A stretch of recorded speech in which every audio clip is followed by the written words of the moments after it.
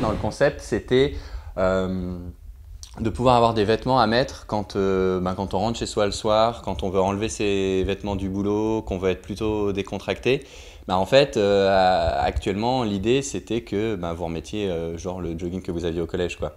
Je m'étais dit, c'est vrai que c'est un peu dommage parce qu'on travaille beaucoup sur la déco, sur comment on vit chez soi, notre intérieur. Et puis en fait, on s'habille un peu n'importe comment quand on veut être, quand on veut être à l'aise. Donc l'idée c'était de travailler sur ce concept-là, de voir comment on pouvait travailler des vêtements qui soient un petit peu plus élégants que ce qu'on pouvait mettre. Et puis qui soit vraiment ce côté un peu sympa, cocooning. Les produits sont 100% made in France.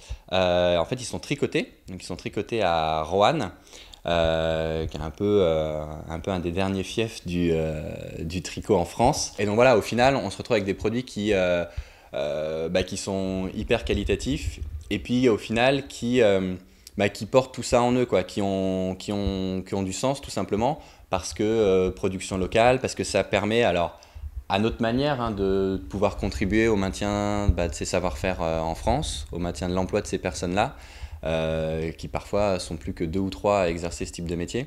L'objectif sur le long terme, c'est d'habiller un maximum de casaniers, parce qu'au final, je me rends compte en discutant via le lancement, etc., qu'il y a quand même pas mal de personnes qui le sont et qui effectivement trouvent de l'intérêt dans avoir un vestiaire un peu intérieur qui soit sympa. On est à 92%, donc il nous reste 8%. Et en gros, il manque 4 pièces.